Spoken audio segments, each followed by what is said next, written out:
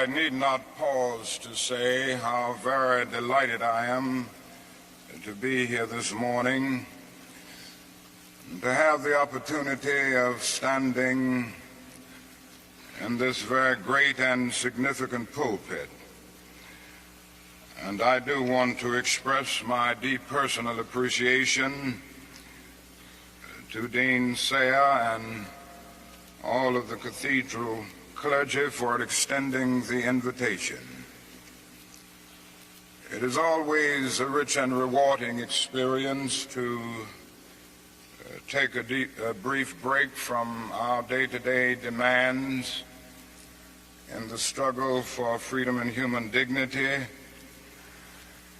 and discuss the issues involved in that struggle with concerned friends of goodwill all over our nation. And certainly it is always a deep and meaningful experience to be in a worship service. And so for many reasons, I'm happy to be here today. I would like to use as a subject from which to preach this morning, remaining awake through a great revolution. And the text for the morning is found in the book of Revelation. There are two passages there that I would like to quote. It's in the 16th chapter of that book. Behold, I make all things new. Former things are passed away. I'm sure that most of you have read that arresting little story from the pen of Washington Irving entitled Rip Van Winkle. The one thing that we usually remember about the story is that Rip Van Winkle slept 20 years. But that is another point in that little story that is almost always completely overlooked. It was a sign in the end from which Rip went up in the mountain for his long sleep. When Rip Van Winkle went up in the mountain, the sign had a picture of King George III of England. When he came down 20 years later, the sign had a picture of George Washington, the first president of the United States. And Rip Van Winkle looked up at the picture of George Washington, but in looking at the picture, he was amazed. He was completely lost. He knew not who he was. And this reveals to us that the most striking thing about the story of Rip Van Winkle is not merely that Rip slept 20 years, but that he slept through a revolution. While he was peacefully snoring up in the mountain, a revolution was taking place that at points would change the course of history. And Rip knew nothing about it. He was asleep. Yes, he slept through a revolution. One of the great liabilities of life is that all too many people find themselves living amid a great period of social change, and yet they fail to develop the new attitudes, the new mental responses that the new situation demands. They end up sleeping through a revolution. There can be no gainsaying of the fact that a great revolution has taken place in the world today. In the sense it is a triple revolution. That is a technological revolution with the impact of automation and cybernation. Then that is a revolution in weaponry with the emergence of atomic and nuclear weapons of warfare. Then that is a human rights revolution with the freedom explosion that has taken place all over the world.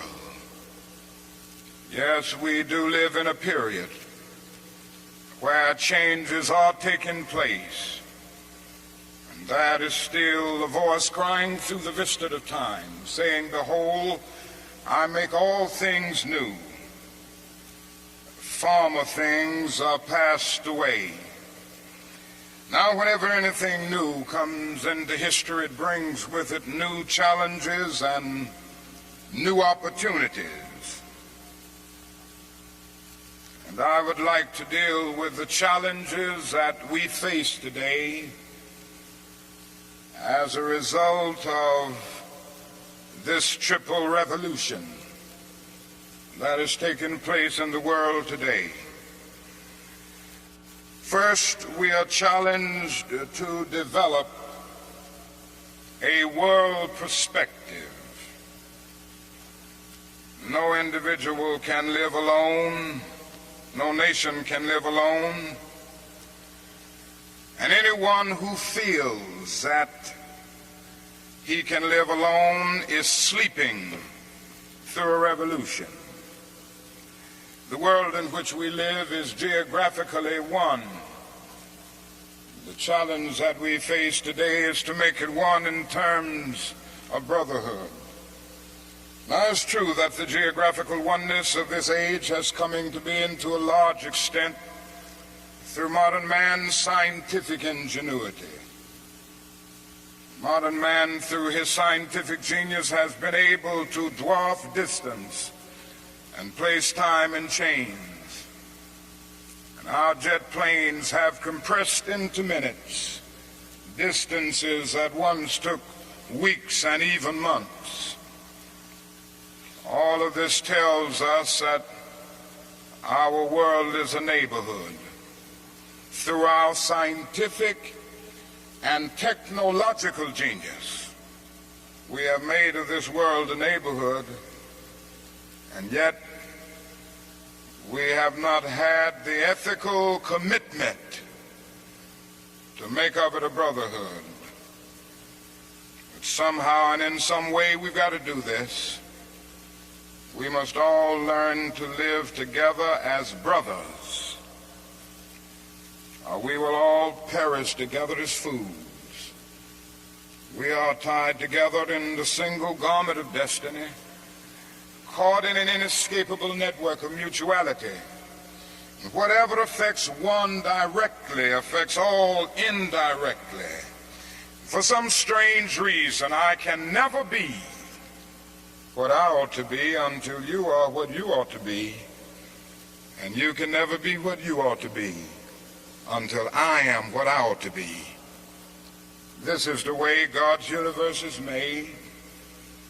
This is the way it is structured. John Donne caught it years ago and placed it in graphic terms. No man is an island entire of itself. Every man is a piece of the continent, a part of the main. And he goes on toward the end to say, any man's death diminishes me because I am involved in mankind. Therefore never sin to know for whom the bell tolls. It tolls for thee. We must see this, believe this, and live by it if we are to remain awake through a great revolution. Secondly, we are challenged to eradicate the last vestiges of racial injustice from our nation. I must say this morning that Racial injustice is still the black man's burden and the white man's shame. It is an unhappy truth that racism is a way of life for the vast majority of white Americans, spoken and unspoken, acknowledged and denied, subtle and sometimes not so subtle. The disease of racism permeates and poisons a whole body politic. And I can see nothing more urgent than for America to work passionately and unrelentingly to get rid of the disease of racism. Something positive must be done. Everyone must share in the guilt, as individuals and as institutions. The government must certainly share the guilt. Individuals must share the guilt. Even the church must share the guilt. We must face the sad fact at 11 o'clock on Sunday morning when we stand to sing, "In Christ there is no east nor west." We stand in the most segregated hour of America. The hour has come for everybody, for all institutions, for the public sector and the private sector, to work to get rid of racism. Now, if we are to do it, we must honestly admit certain things and get rid of certain myths that have constantly been disseminated all over our nation. One is the myth of time. It is a notion that only time can solve the problem of racial injustice. And there are those who often sincerely say to the Negro and his allies in the white community, "Why don't you slow up? Stop pushing things so fast. Only time can solve the problem. And if you will just be nice and patient and continue to pray, in 100 or 200 years, the problem will work itself out." Well, that is an answer to that myth. And it is that time is neutral. It can be used either constructively or destructively. And I'm sorry to say this morning that I'm absolutely convinced that the forces of ill will in our nation, the extreme rightists of our nation, the people on the wrong side, have used time much more effectively than the forces of goodwill. And it may well be that we will have to repent in this generation, not merely for the vitriolic words and the violent actions of the bad people, but for the appalling silence and indifference of the good people who sit around and say, "Wait on time." Somewhere we must come to see that human progress never rolls in on the wheels of inevitability. It comes through the tireless efforts and the persistent work of dedicated individuals who are willing to be co-workers with God. And without this hard work, time itself becomes an ally of the primitive forces of social stagnation. So we must help time and realize that the time is always right to do right. Now that is another myth that still gets around. It is a kind of over-reliance on the bootstrap philosophy. And there are those who still feel that if the Negro is to rise out of poverty, if the Negro is to rise out of slum conditions, if he is to rise out of discrimination and segregation, he must do it all by himself. And so they say the Negro must lift himself by his own bootstraps. They never stopped to realize that no other ethnic group has been a slave on American soil. The people who say this never stop to realize that the nation made the black man's color a stigma. But beyond this, they never stop to realize the debt that they owe a people who were kept in slavery 244 years. In 1863, the Negro was told that he was free as a result of the Emancipation Proclamation being signed by Abraham Lincoln. But he was not given any land to make that freedom meaningful. It was something like keeping a person in prison for a number of years and suddenly discovering that that person is not guilty of the crime for which he was convicted. And you just go up to him and say, now you're free. But you don't give him any bus fare to get to town. You don't give him any money to get some clothes to put on his back or to get on his feet again in life. Every code of jurisprudence would rise up against this. And yet this is the very thing that our nation did to the black man. It simply said you're free, and it left him there penniless, illiterate, not knowing what to do. And the irony of it all is that at the same time that the nation failed to do anything for the black man, through an act of Congress, it was giving away millions of acres of land in the West and the Midwest, which meant that it was willing to undergird its white peasants from Europe with an economic floor. But not only did it give the land, it built land-grant colleges to teach them how to farm.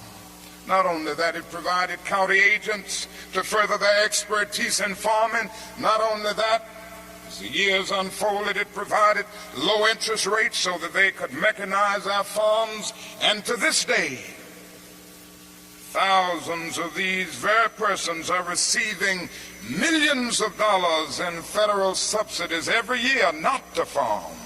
And these are so often the very people who tell Negroes that they must lift themselves by their own bootstraps. It's all right to tell a man to lift himself by his own bootstraps, but it is a cruel jest to say to a bootless man that he ought to lift himself by his own bootstraps. We must come to see that the roots of racism are very deep in our country. And there must be something positive and massive in order to get rid of all of the effects of racism and the tragedies of racial injustice. Now that is another thing closely related to racism that I would like to mention as another challenge. We are challenged to rid our nation and the world of poverty. Like a monstrous octopus, poverty spreads its nagging, prehensile tentacles into hamlets and villages all over our world. 2/3 of the peoples of the world go to bed hungry at night. They are ill-housed, they are ill-nourished, they are shabbily clad. I've seen it in Latin America, I've seen it in Africa. I've seen this poverty in Asia. I remember some years ago, Mrs. King and I journeyed to that great country known as India. And I never will forget the experience. It was a marvelous experience to meet and talk with the great leaders of India. And to meet and talk with and speak to thousands and thousands of people all over that vast country. These experiences will remain dear to me as long as the cords of memory shall lengthen. But I say to you this morning, my friends, there were those depressing moments. How can one avoid being depressed when he sees with his own eyes evidences of millions of people going to bed hungry tonight? How can one avoid being depressed when he sees with his own eyes God's children sleeping on the sidewalks at night? In Bombay, more than 1 million people sleep on the sidewalks every night. In Calcutta, more than 600,000 sleep on the sidewalks every night. They have no beds to sleep in. They have no houses to go in. How can one avoid being depressed when he discovers that out of India's population of more than 500 million people, some 480 million make an annual income of less than $90 a year, and most of them have never seen a doctor or dentist.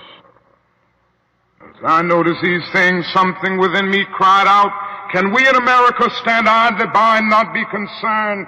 And an answer came, oh no, because the destiny of the United States is tied up with the destiny of India and every other nation. And I started thinking of the fact that we spend in America millions of dollars a day to store surplus food. And I said to myself, I know where we can store that food free of charge, in the wrinkled stomachs of the millions of God's children all over the world who go to bed hungry at night.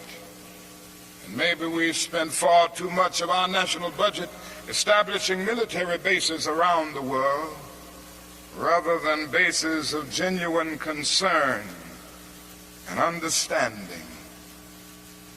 But not only do we see poverty abroad, I would remind you that in our own nation there are about 40 million people who are poverty-stricken. I have seen them here and there. I've seen them in the ghettos of the North. I've seen them in the rural areas of the South. I've seen them in Appalachia. I've just been in the process of touring many areas of our country. And I must confess that in some situations, I have literally found myself crying. I was in Marks, Mississippi the other day, which is in Quitman County, the poorest county in the United States. I tell you, I saw hundreds of little black boys and black girls walking the streets with no shoes to wear.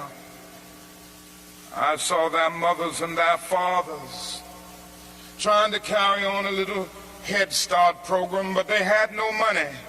The federal government hadn't funded them. They were trying to carry on, and they raised a little money here and there, trying to get a little food to feed the children, trying to teach them a little something.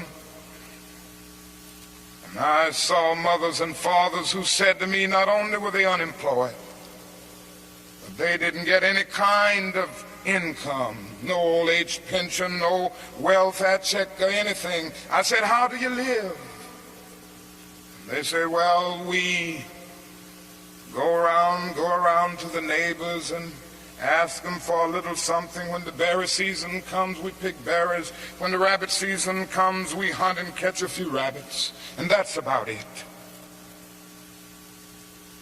And I was in Newark and Harlem just this week. And I walked in to the homes of welfare mothers. I saw them in conditions, no, not with wall-to-wall carpet, but wall-to-wall rats and roaches. I stood in an apartment, and this welfare mother said to me, the landlord will not repair this place. I've been here 2 years. He had made single repair. She pointed out her little boy who was a victim of lead poisoning.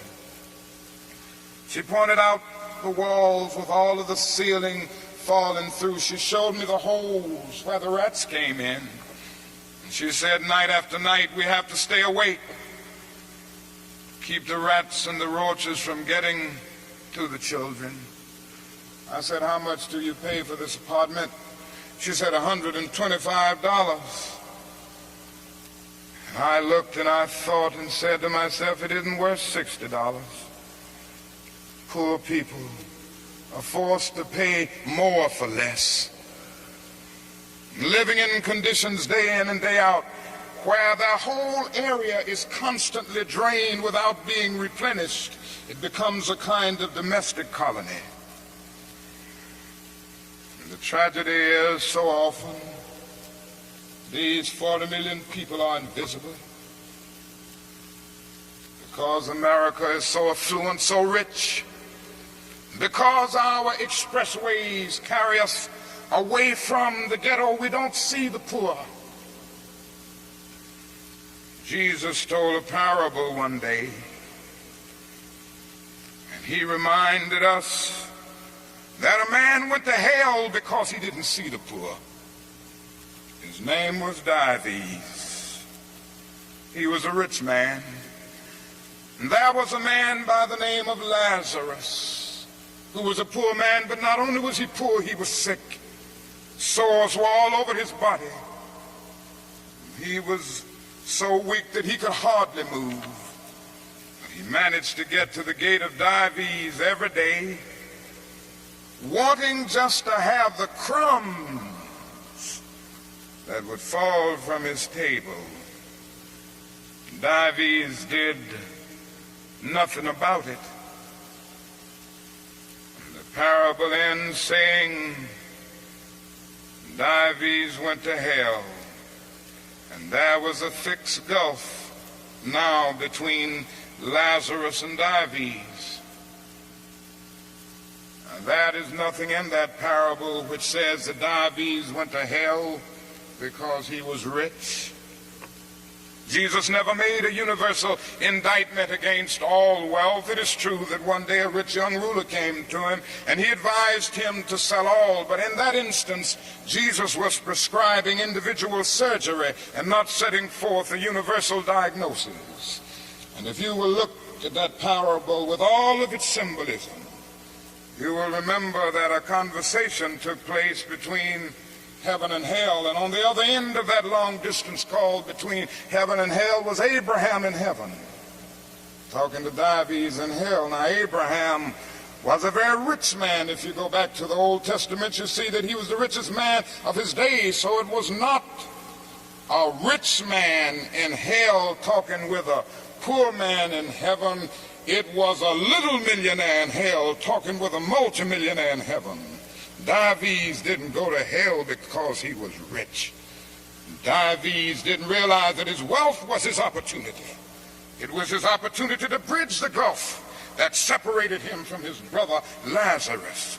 Dives went to hell because he passed by Lazarus every day and he never really saw him. He went to hell because he allowed his brother to become invisible.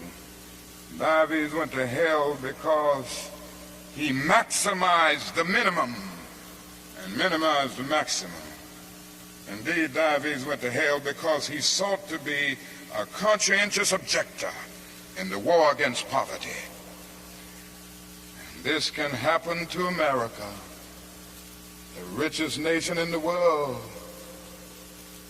There's nothing wrong with that. This is America's opportunity to help bridge the gulf between the haves and the have-nots. And the question is whether America will do it. There's nothing new about poverty. What is new is that we now have the techniques and the resources to get rid of poverty. But the real question is whether we have the will. In a few weeks, some of us are coming to Washington to see if the will is still alive, or if it is alive in this nation. We're coming to Washington in a poor people's campaign. Yes, we're going to bring the tired, the poor, the huddled masses. We're going to bring those who have known long years of hurt and neglect. Bring those who've come to feel that life is a long and desolate corridor with no exit sign. We're going to bring children and adults and old people, people who've never seen a doctor or a dentist in their lives. We're not coming to engage in any histrionic gesture. We're not coming to tear up Washington. We're coming to demand that the government will address itself to the problem of poverty. We read one day, we hold these truths to be self-evident, that all men are created equal, that they are endowed by their Creator with certain inalienable rights, that among these are life, liberty, and the pursuit of happiness. But if a man doesn't have a job or an income, he has neither life nor liberty, possibility for the pursuit of happiness. He merely exists. We're coming to ask America to be true to the huge promissory note that it signed years ago. We're coming to engage in dramatic, non-violent action to call attention to the gulf between promise and fulfillment, to make the invisible visible.